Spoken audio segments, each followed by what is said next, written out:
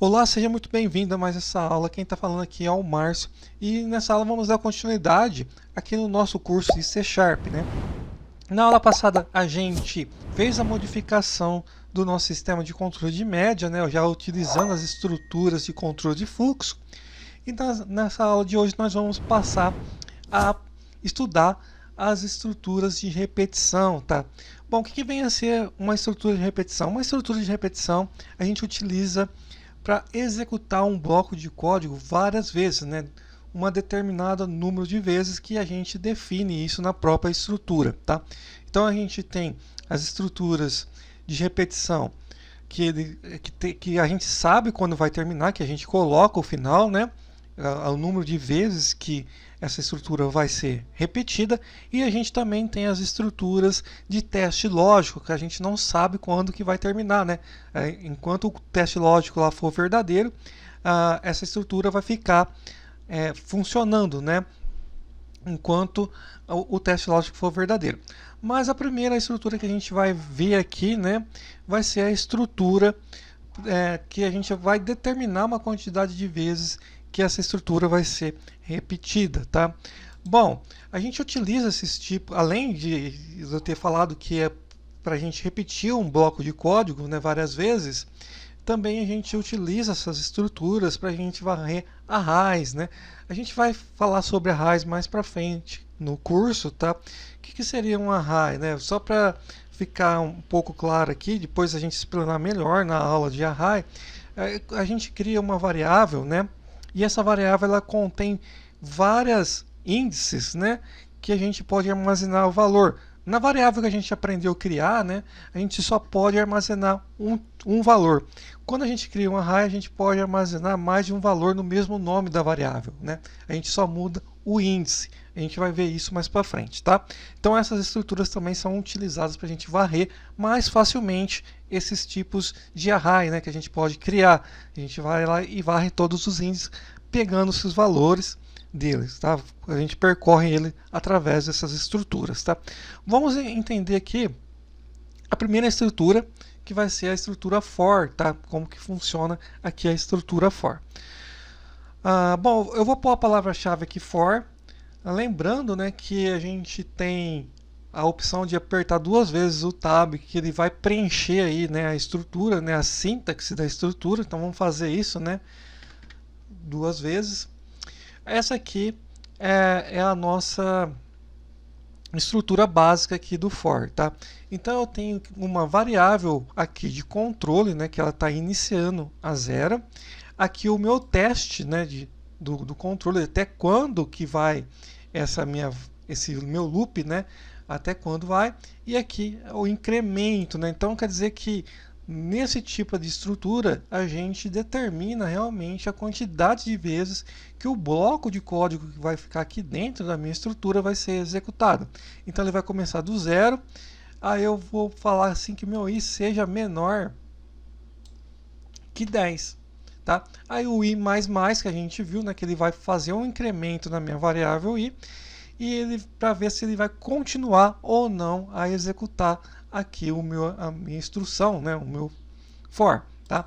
Vamos colocar aqui um código, né, aqui dentro para a gente imprimir o resultado do i, né, para a gente ver funcionando aqui o for. Vou pôr console.writeLine. Só vou pôr a minha variável i aqui, né, que é do meu bloco lá, né, de controle, né, que está criado lá dentro do bloco. E ponto e vírgula. Fazendo isso, né, vai imprimir aí do 0 até o 9, né, no console. Vamos pôr um break aqui, né, console.readKey. Ok? Pôr o break. Para a gente poder ver o resultado. Vamos dar start já e ver, depois a gente vê passo a passo o incremento, tá? Então todo aquele código que ficar dentro do meu for ele vai ser repetido 10 vezes, né? Do 0 até 1 ele foi repetido 10 vezes, né? E como que eu pus menor que 10, ele não imprimiu o número 10 aqui para mim, né? Deixa eu aumentar um pouco a fonte. Ele não imprimiu aqui o número 10 para mim. Então ele começou do 0 até 10. Porque eu iniciei também aqui a minha variável, né, de controle do for, né, de interação do for. Eu iniciei ela aqui iniciei ela com 0, né? Se eu pôr 1 aqui, ele vai funcionar do mesmo jeito, né? Só que ele vai imprimir agora só 9 vezes, né? Do 1 ao 9, ok? Então todo o código que eu colocar aqui dentro, ele vai ser repetido, né? Essa quantidade de vezes, e essa aqui é a instrução, né? Então eu inicio aqui a minha variável, né? Eu posso iniciar ela com qualquer número aqui. Qual que vai ser o teste lógico aqui, né, do meu for, né, quantas vezes que ele vai ter que fazer, né, eu quero que ele faça enquanto ele seja menor, até menor que 10, né, e aqui eu faço o incremento, né, se não tivesse o incremento ele ficaria executando para sempre, né, então ele já põe o incremento, e claro que se a gente tirar esse incremento vai dar problema na instrução, né, ele vai falar que está faltando isso aqui, não vai deixar executar, tá, então ele já está prevendo isso aqui também para a gente não correr esse risco, tá bom? Bom, aí a gente pode digitar aqui, né, qualquer código, quantidade de código que a gente queira que seja repetida aí essas 9 vezes que agora a gente determinou que vai ser rodado, né? E a gente possui variações aí, né, do nosso for, né? A gente tem a forma da gente interromper, né, a gente chegar no número e interromper a execução do for, ou então fazer com que ele faça uma nova interação no for, se ele verifica se ele vai ser executado novamente, né? Vamos pôr o break aqui, eu vou pôr o F9 para pôr o break para a gente ir passo a passo, tá? Vou pôr F5 aqui, né? Cliquei no Start.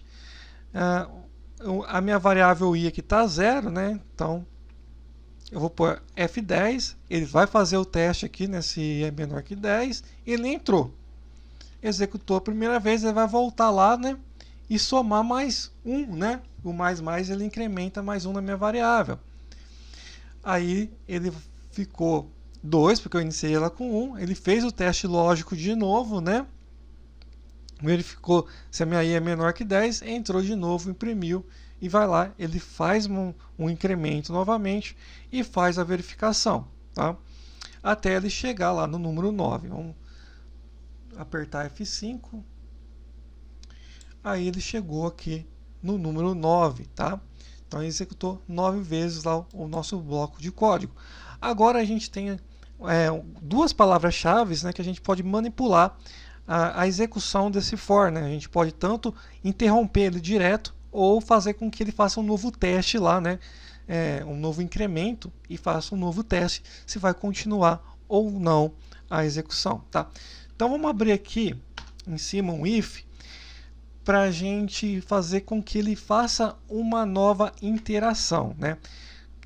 Ir lá e fazer o i++ e verificar se vai ser executado novamente o for ou não. Então vou pôr aqui, se o meu i for igual a 5, tá? Opa, apertei o end aqui, o end. For igual a 5, o que eu quero que aconteça se o meu i for igual a 5? Eu quero que ele continue.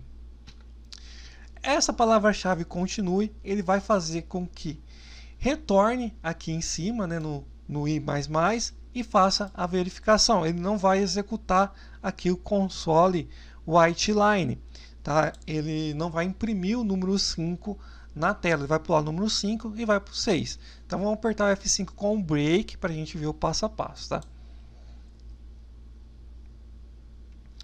Bom, ele voltou aqui, tá igual a 0, então ele vai executar, né?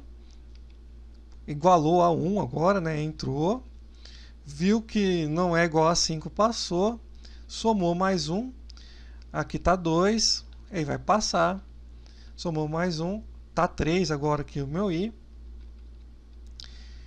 passou.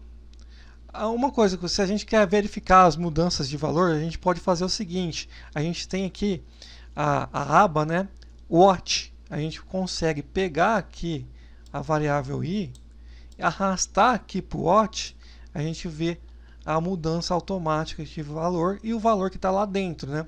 Então ele está com valor 3, eu vou apertar o F10, lá ele mudou para 4, fez a verificação, entrou, ok? agora ele mudou para 5, tá? Tá aqui o 5. E agora ele vai entrar aqui no continue, ele vai voltar lá para o incremento. Você viu que ele não executou aqui a parte do white line, ele não vai imprimir o 5. Agora ele vai executar até o 9 normalmente aqui, né? Agora a última interação, 9. Ok. Agora ele sai. Terminou. F5. Pronto. E aqui não está impresso, né, o número 5. Ele pula do 6, do 4, né, para o 5, para o 6, né, do 4 para o 6 direto aqui, ó. Não imprimiu o número 5. Bom, qual que é a outra palavra-chave para a gente interromper, né, o for, ele sair do for, tá? Eu vou comentar aqui essa palavra-chave continue, tá? E vamos colocar uma outra palavra-chave aqui, que é o break, tá? O break, ele interrompe, né? Lembra lá no switch case, né? A gente usa o break para ele interromper lá e cair para o final, né? Aqui vai ser a mesma coisa, ele vai interromper o for, vai sair do for e já vai lá para o console read key quando o i for igual a 5. Então, ele nem vai imprimir o 5, ele vai parar no 4 lá, né? A execução, e já vai sair fora do for. Vou apertar o F5 aqui. F10. Então tá 1, passou, imprimiu normal. Aqui está mudando os valores para a gente, né? A gente continua vendo aqui a execução.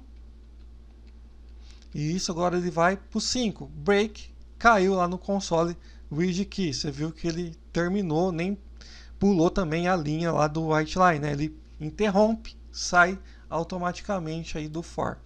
Bom, aí ele parou aqui, né, no 4. Então ele imprimiu até o 4, encontrou o 5 lá e terminou, tá? Bom, essa aqui é a forma que a gente utiliza o for, né? Então a gente precisa determinar aí a quantidade certa de vezes que ele vai ser executado. A gente precisa saber a determinada vezes que vai ser executado, em qual índice que ele vai começar, né? Aqui a gente determinou que ele ia começar com 1, então a gente setou 1 aqui para ele. E aqui a gente entendeu aqui, né, as duas palavras-chave que a gente pode utilizar para ele fazer uma nova verificação, né, um novo incremento no nosso for e ele fazer a verificação se vai ser executado ou não. A palavra-chave continue e a palavra-chave break, que ele encerra realmente a execução. Ele para e não faz mais nenhum teste. Para no break e já cai para a próxima linha fora do for. Claro, se existir outras linhas para ser executada, ele já cai fora, tá? Tranquilo até aqui. Então é assim que a gente trabalha aqui com a estrutura de repetição for. E nas outras aulas nós vamos ver as outras estruturas e claro que também a gente vai fazer um exemplo funcional, né, das estruturas de repetição, modificando o nosso sistema da média, né? Então a gente sempre vai acrescentando o que nós vamos aprendendo do novo, né, no projeto lá da média. Então a gente começou com as variáveis lá, né, com o console para a gente pedir lá, imprimir e pedir informações. Aí depois a gente aprendeu a usar variáveis, declarar variáveis, colocamos as variáveis lá para a gente fazer os cálculos, aprendemos as expressões, fizemos as expressões de cálculo. Depois a gente aprendeu as estruturas de controle de fluxo e a gente colocou também a estrutura de controle de fluxo lá.